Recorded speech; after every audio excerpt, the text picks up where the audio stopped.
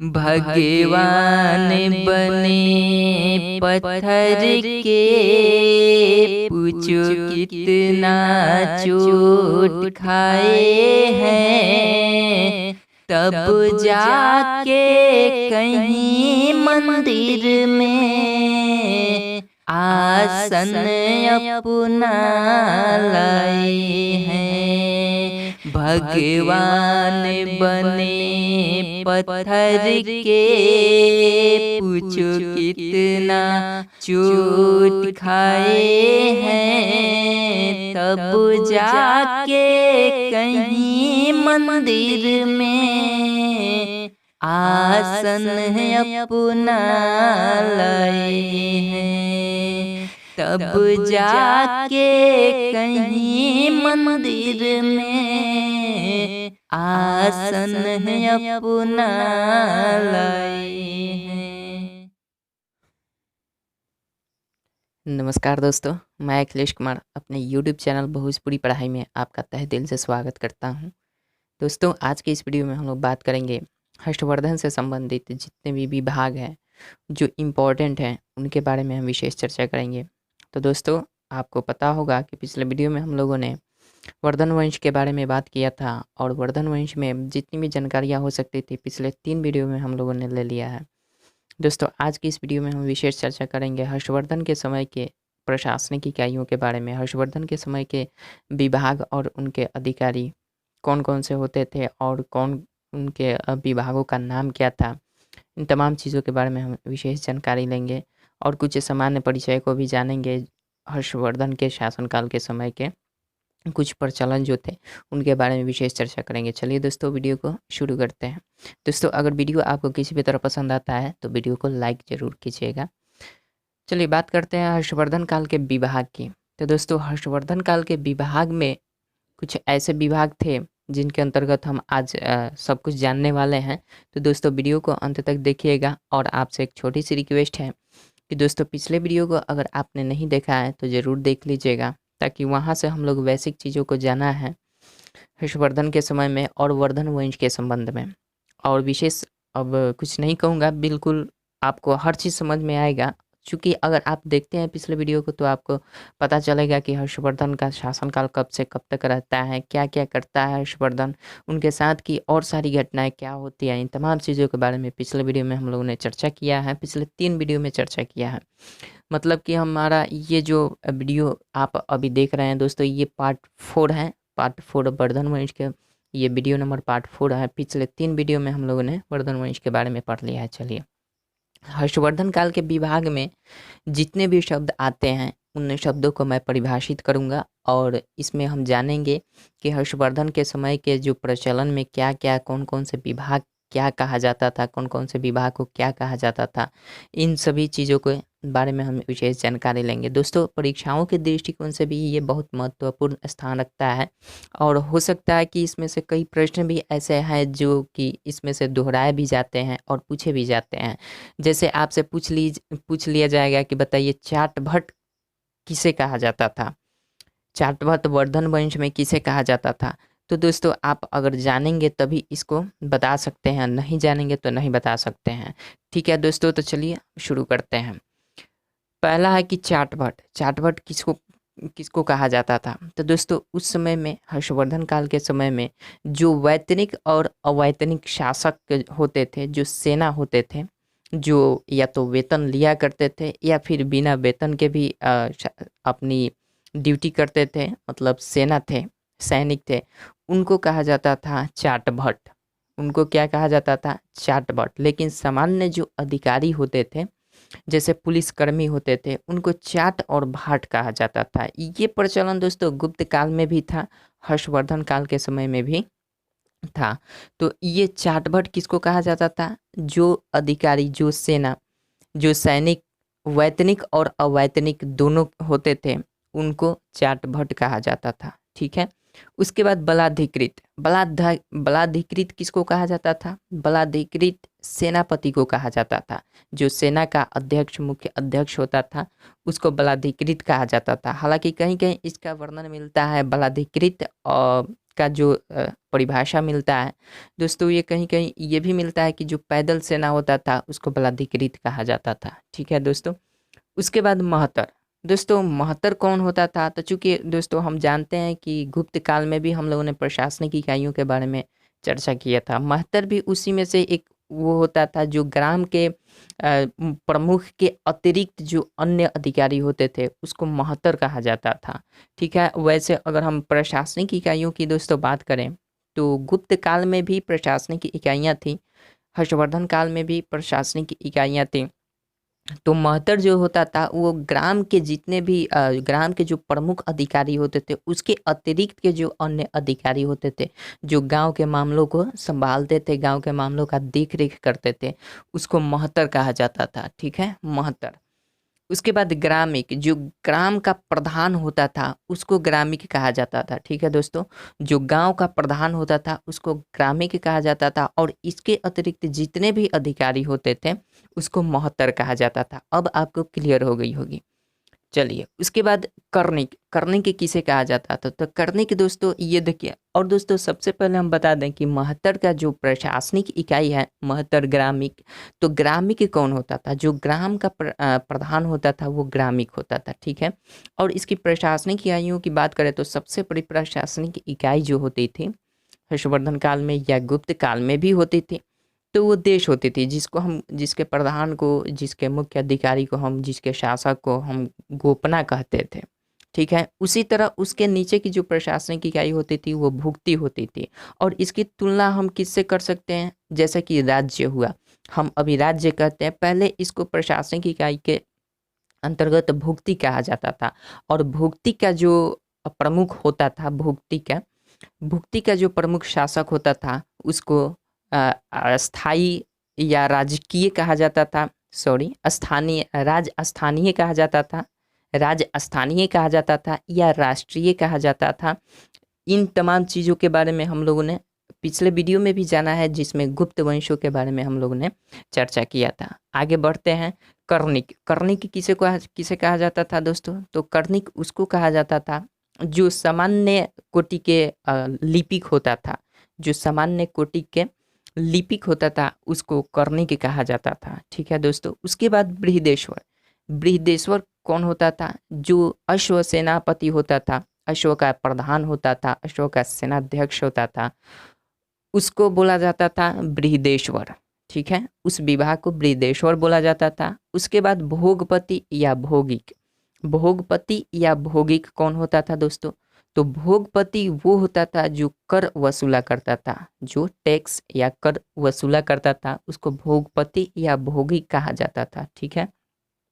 उसके बाद विषयपति। दोस्तों विषयपति, अभी हमने प्रशासनिक इकाइयों के बारे में चर्चा किया था, देश, भुक्ति, उसके नीचे जो आता है विषय आता है। विषय मतलब कि आप विषय को संज्ञा दे सकते हैं जिला, जिस तरह अभी हम जिला समझते हैं, राज्य के बाद जिला, जिला के बाद अंचल, इस तरह से जो हम समझते हैं उसी को विषय के स्थान पर हम जिला को समझ लेते हैं। तो जिला को पहले विषय कहा जाता था और जो विषय का अधिकारी होता था, प्रमुख होता था, उसको विषयपति कहा जाता था। ठीक है दोस्तों। तो ये भी प्रशासनिक इकाई थी उस समय में, हर्षवर्धन काल के समय। तो विषयपति कौन होता था?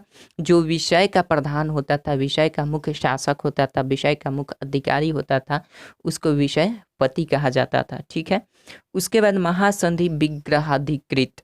महासंधि विग्रहाधिकृत किसको कहा जाता था दोस्तों? महासंधि विग्रहाधिकृत उसको कहा जाता था जिसके वो पावर हो कि वो या तो युद्ध करा भी सके या संधि भी करा सके, जिसके पास ये अधिकार होता था जो युद्ध भी करा सके और संधि भी करा सके, उसको महासंधि विग्रहाधिकृत कहा जाता था। ठीक है। कहीं कहीं महासंधि विग्रहिका भी कहा जाता है। उसके बाद दोस्तों कटुक कौन होता था? कटुक जो हस्ती सेना का अध्यक्ष होता था, हस्ती सेना का जो प्रमुख होता था वो कटुक होता था। उसके बाद अध्यक्ष। अध्यक्ष कौन होता था दोस्तों? अध्यक्ष वो होता था जो विभिन्न विभागों का प्रमुख सेनाध्यक्ष होता था, जो विभिन्न विभागों का सर्वोच्च सेनाध्यक्ष होता था, सबसे ऊंचा सेनाध्यक्ष होता था, उसको अध्यक्ष कहा जाता था। उसके बाद आयुक्तक। आयुक्तक किसे कहा जाता था? आयुक्तक जो सामान्य रूप से अधिकारी होता था, सामान्य अधिकारी, न तो ज़्यादा पावरफुल न तो ज़्यादा कम, जो सामान्य अधिकारी होता था उसको आयुक्तक कहा जाता था। और मीमांसक, मीमांसक कौन होता था दोस्तों? मीमांसक न्यायाधीश को कहा जाता था। किसको? मीमांसक न्यायाधीश को कहा जाता था। हर्षवर्धन काल में मीमांसक न्यायाधीश को कहा जाता था।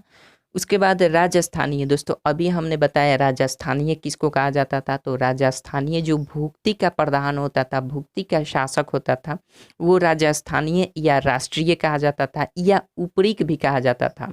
गुप्त काल में भी हम लोगों ने पढ़ा था कि जो भुक्ति का शासन का जो भुक्ति का प्रमुख अधिकारी होता था, शासक होता था, उसको ऊपरी कहा जाता था। तो इसको हम राजस्थानीय भी बोल सकते हैं, जो कि भुक्ति का या प्रांत कह लीजिए, भुक्ति कह लीजिए या राज्य कह लीजिए, प्रांत कह लीजिए, उसका जो मुख्य अधिकारी होता था, शासक होता था, उसको राजस्थानीय कहा जाता था या ऊपरी के कहा जाता था या राष्ट्रीय कहा जाता था। ठीक है दोस्तों।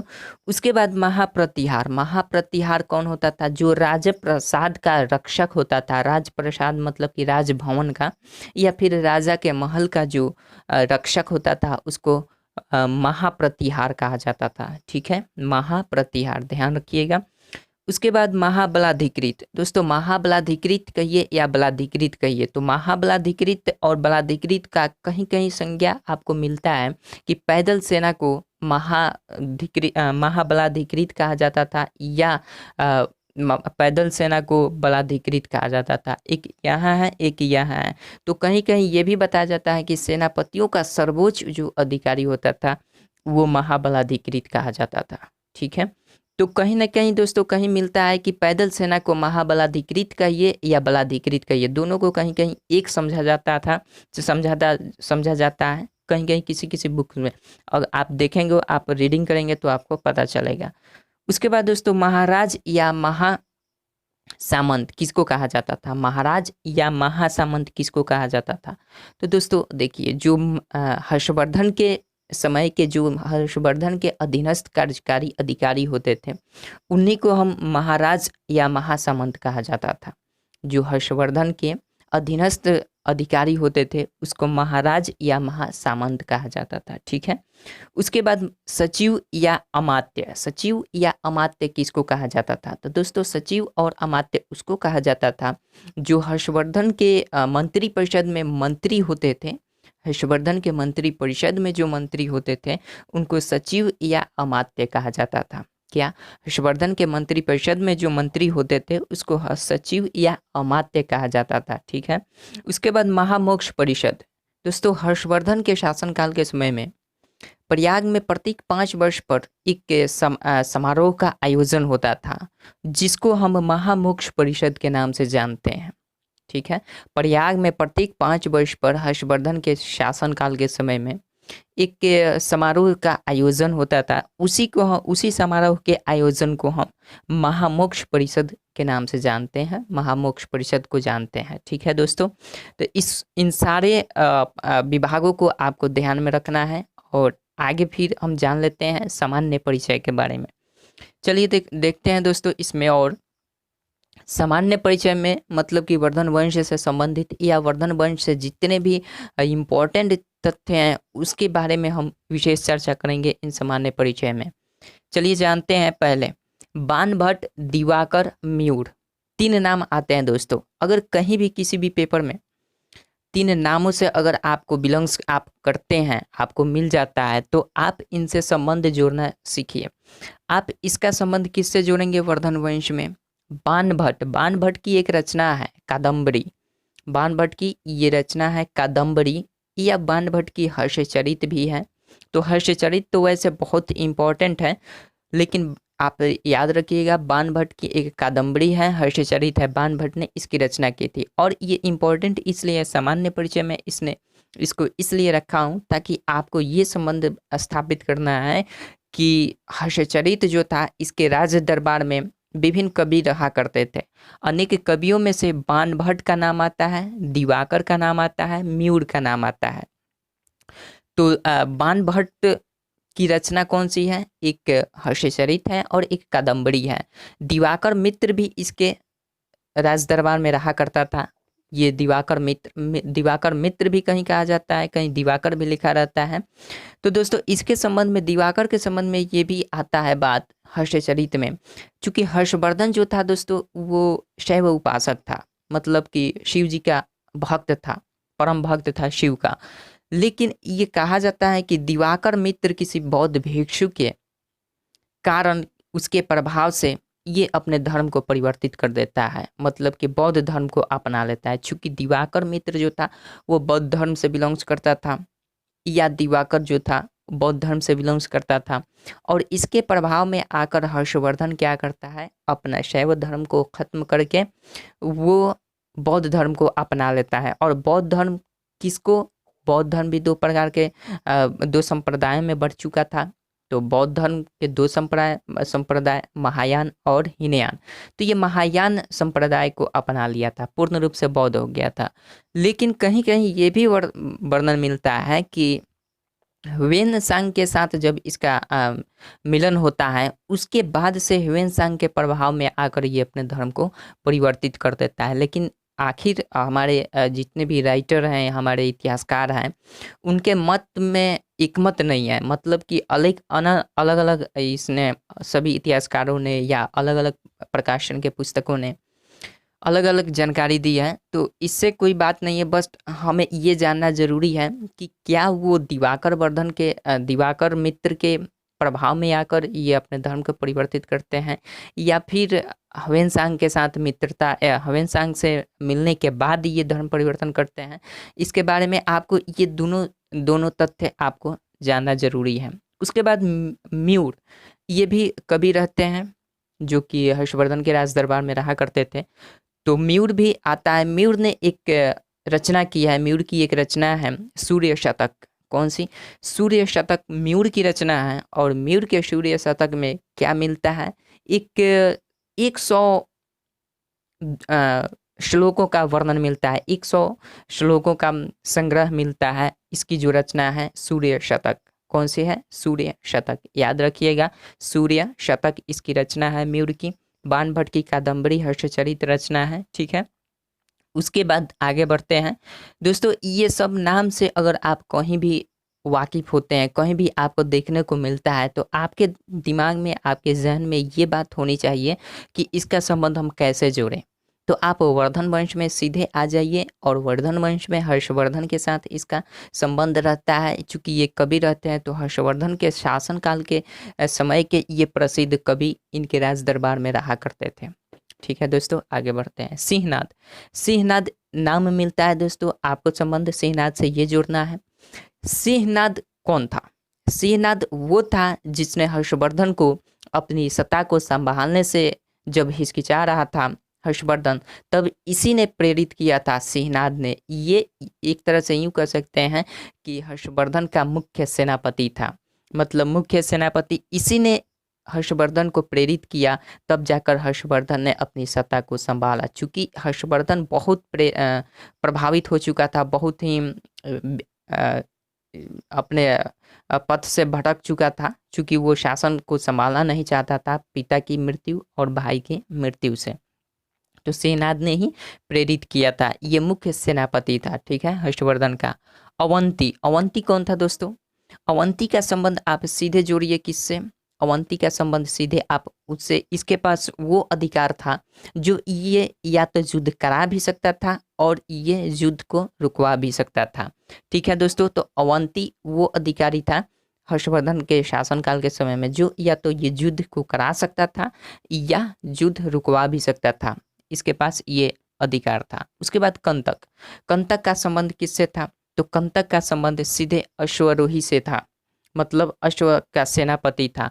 अब चूंकि दोस्तों अश्व का जो सेनापति होता था, अश्व का जो सेनापति होता था वो बृहदेश्वर कहा जाता था। अश्व का जो सेनापति होता था वो बृहदेश्वर कहा जाता था, और उसका संबंध किससे होता है? कंतक। अश्व सेनापति ये था कंतक, ठीक है, हर्षवर्धन के शासनकाल के समय में। उसके बाद चंद्रगुप्त के बारे में हम देखें तो चंद्रगुप्त कौन था? चंद्रगुप्त जो दोस्तों था, चंद्रगुप्त दोस्तों कौन था? तो इसके संबंध में हम बात कर सकते हैं, जो कि हस्ती सेना का अधिकारी होता था। पहली तो ये चीज़ ये देखना है कि हस्ती सेना का जो अधिकारी होता था उसको क्या कहा जाता था। हस्ती सेना का जो अधिकारी होता था उसको कटुक कहा जाता था, ठीक है। हस्ती सेना का जो अधिकारी होता था उसको कटुक कहा जाता था, और चंद्रगुप्त जो था हस्ती सेना का प्रमुख अधिकारी था, ठीक है दोस्तों। उसके बाद पुलकेशिन द्वितीय। हालांकि पुलकेशिन द्वितीय के संबंध में अगर हम बात करें दोस्तों, तो पुलकेशिन द्वितीय का संबंध चालुक्य वंश से होता है, लेकिन इसमें बात करने की क्या ज़रूरत थी? तो दोस्तों इसमें बात करने की ज़रूरत ये थी कि पुलकेशिन द्वितीय के साथ हर्षवर्धन का युद्ध होता है। कब?